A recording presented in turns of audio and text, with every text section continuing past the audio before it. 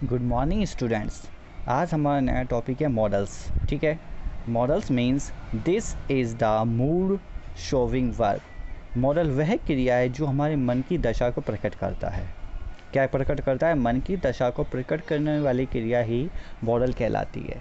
ठीक है, auxiliary verbs are called helping verb. Auxiliary verb को हम क्या कहते हैं? हेल्पिंग वर्ब भी कह सकते हैं। जबकि ऑक्सिलरी वर्ब का मतलब क्या है? सहायक क्रिया, और हेल्पिंग वर्ब का मतलब भी क्या है? सहायक क्रिया है। यानी इसे हम या तो ऑक्सिलरी वर्ब भी कह सकते हैं और हेल्पिंग वर्ब भी कह सकते हैं। दोनों का अर्थ ही सहायक क्रियाएं होता है। अब देखते हैं काइंड ऑफ ऑक्सिलरी वर्ब। अभी तक तो हमने मॉडल्स का डेफिनेशन समझी थी। अब पढ़ के इसके प्रकार कि काइंड ऑफ ऑक्सिलरी वर्ब क्या है, सहायक क्रिया कौन कौन सी होती है। प्राइमरी ऑक्सिलरी वर्ब और सेकंड है मॉडल ऑक्सिलरी वर्ब, यानी प्राथमिक सहायक क्रिया और मॉडल सहायक क्रिया। फर्स्ट है प्राथमिक सहायक क्रिया यानी primary auxiliary verbs. They only have different forms of be. इसके अंतर्गत बी के कई रूप आते हैं, जैसे is, am, are, was, were. ठीक है, बी के कई रूप है, is, am, are, was, were. ये सारे is, am, are, was, were किस तरह से बी के रूप है, ये आपको टेंस के अकॉर्डिंग दिखाए जाएंगे कि भाई बी अगर किसी भी सेंटेंस के लास्ट में लास्ट में अगर बी लिखा हो तो सेंटेंस के अकॉर्डिंग वो प्रेजेंट का है या पास्ट का है, उसका सब्जेक्ट सिंगुलर या प्लूरल, उसके हिसाब से हम बी की फॉर्मों का यूज़ करते हैं। ठीक है, दे only have different form of have के भी रूप है, हैज़, हैव और had. They only have different form of do के भी रूप है, डू, डज और डिड। ये तो थी प्राइमरी ऑक्सिलरी वर्ब जो बेसिकली सेंटेंसों में काम आती है। इसके बाद आता है, जैसे फॉर एग्जांपल हम देखते हैं Hari is reading a novel. Hari is reading a novel, इसमें हरी के बाद ये जो इज़ आया है ये ऑक्सिलरी वर्ब यानी ये सहायक क्रिया है। हरी सब्जेक्ट है, इसकी सहायक क्रिया क्या है? इज़। सेकंड है हीना वॉज स्लीपिंग। इसमें वॉज क्या है? सहायक क्रिया है हीना का। ये तो थी आपकी पूरी प्राइमरी ऑक्सिलरी वर्ब जो आपको समझ में आ गई। ये बिल्कुल बेसिक है हमारी प्राइमरी ऑक्सिलरी वर्ब का, कि वर्ब की नॉलेज हमें इससे प्राप्त हो सकती है, इनके रूपों के बारे में हमें इसके प्राप्त हो सकता है। अब आता है मॉडल ऑक्सिलरी वर्ब, मॉडल सहायक क्रियाएं कि वो क्या होते हैं मॉडल सहायक क्रियाएं। देखते हैं कि model auxiliary verbs, the model express the word. Model वह शब्द है जो व्यक्त करता है, क्या व्यक्त करता है?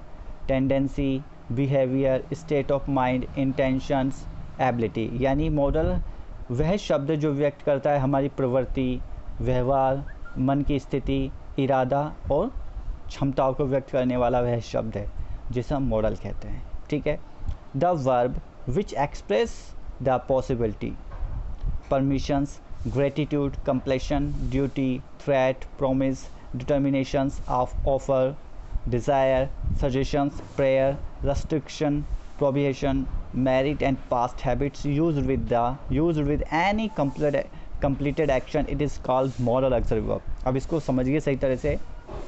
यहाँ से the verbs which express यानी क्रिया वह व्यक्त करती, यह क्रिया वह व्यक्त करती है संभावना, अनुमति, आभार, अनिवार्यता, कर्तव्य, धमकी, वायदा, दृढ़ निश्चय, प्रस्ताव, इच्छा शक्ति, सुझाव, प्रार्थना, प्रतिबंध, निषेध और हमारी पास्ट की जितने भी किए गए कार्यों को ये प्रकट करती है। उसे ही हम क्या कहते हैं? मॉडल ऑक्सिलरी वर्ब कहते हैं। यानी सही मायने में ये देखा जाता है कि मॉडल ऑक्सिलरी वर्ब वही चीज़ है जो व्यक्ति की मन की स्थिति को प्रकट करता है। क्या करता है? व्यक्ति के मन की स्थिति को प्रकट करता है, उसके भावों को प्रकट करने वाला एक रूप ही मॉडल कहलाता है।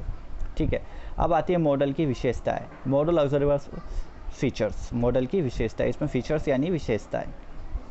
दे are always use with the main verb, ये हमेशा मेन वर्ब के साथ ही आते हैं।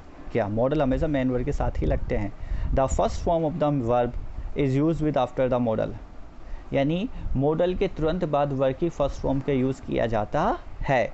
In case of passive voice, यदि के इसके बावजूद भी अगर पैसिव वॉइस का सेंटेंस हो तो बी प्लस वर्ब की थर्ड फॉर्म का यूज़ किया जाता है। आप इसको एग्जांपल से समझिए इस चीज़ को कि इसकी क्या विशेषता है। ही शुड ओबे हिज पेरेंट्स, शुड मॉडल है, शुड के बाद वर्ब की फर्स्ट फॉर्म के आई है, इसलिए हमेशा यूज़ करता है। यानी कहना क्या, they are always use with the main verb, main verb क्या है इसकी, ओबे, यानी वो क्या कर रहा है, मुख्य कार्य क्या है उसका, क्रिया क्या हो रही है, वो आज्ञा मान रहा है अपने माता पिता की।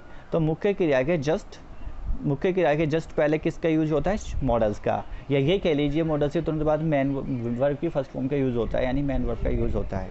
इस तरह से सेकंड वाला समझ लीजिए, यदि आपका केस मान लो इन केस आपका सेंटेंस पैसिव वॉइस हो तो मॉडल्स के तुरंत बाद बी प्लस वर्ब की थर्ड फॉर्म का यूज़ होगा।